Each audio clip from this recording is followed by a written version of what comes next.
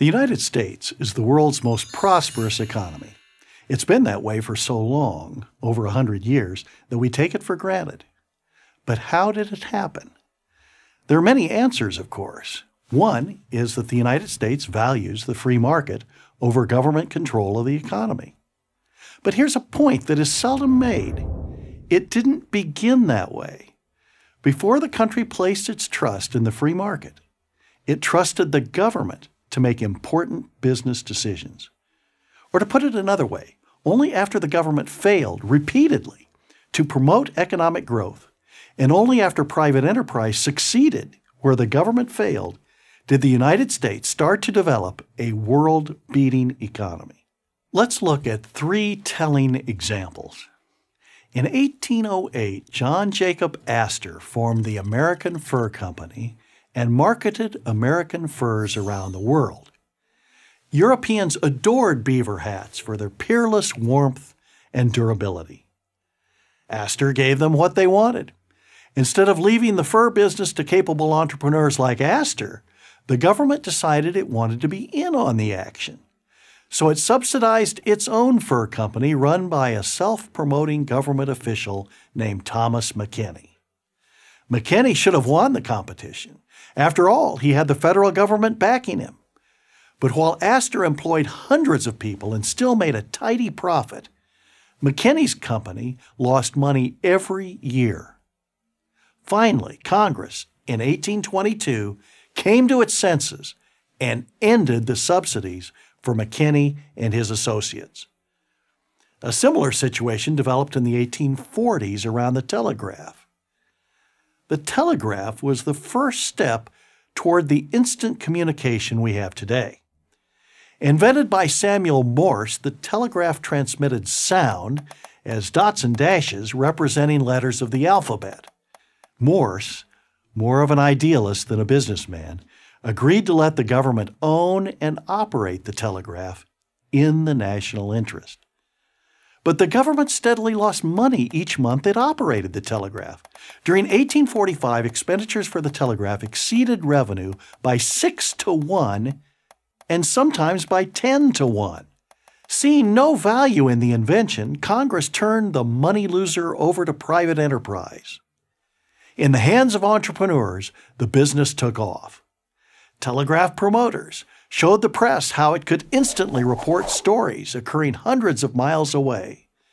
Bankers, stockbrokers, and insurance companies saw how they could instantly monitor investments near and far. As the quality of service improved, telegraph lines were strung across the country from 40 miles of wire in 1846 to 23,000 miles in 1852. By the 1860s, the U.S. had a transcontinental telegraph wire. And by the end of that decade, entrepreneurs had strung a telegraph cable across the Atlantic Ocean. Why didn't the U.S. government profitably use what Morse had invented? Part of the answer is that the incentives for bureaucrats differ sharply from those of entrepreneurs. When government operated the telegraph, Washington bureaucrats received no profits from the messages they sent, and the cash they lost was the taxpayers, not their own. So government officials had no incentive to improve service, to find new customers, or to expand to more cities. But entrepreneurs like Ezra Cornell, the founder of Western Union, did. Cheaper, better service meant more customers and more profits. Just 15 years after Congress privatized the telegraph, both the costs of construction and the rates for service linking the major cities were as little as 1/10 of the original rates established by Washington. In the steamship business, we see the story repeated yet again. During the 1840s, regular steamship travel began between New York and England. The government placed its bets on shipowner Edward Collins, a man more skilled at political lobbying than at business. While Congress funded Collins, Cornelius Vanderbilt started his own steamship company. Vanderbilt cut the costs of travel, filled his ships with eager passengers, and built a fabulously successful business, soon leaving Collins in his wake. Collins failed because he didn't feel a need to improve or even provide safe and regular service. For example, 2 of his 4 ships sank, killing hundreds of passengers. If he lost money, there was always another politician to appeal to. Vanderbilt, in contrast, had to serve his customers, or he would have lost his company. You'd think we would have learned our lesson by now. Economic prosperity comes from free enterprise, not from government subsidies.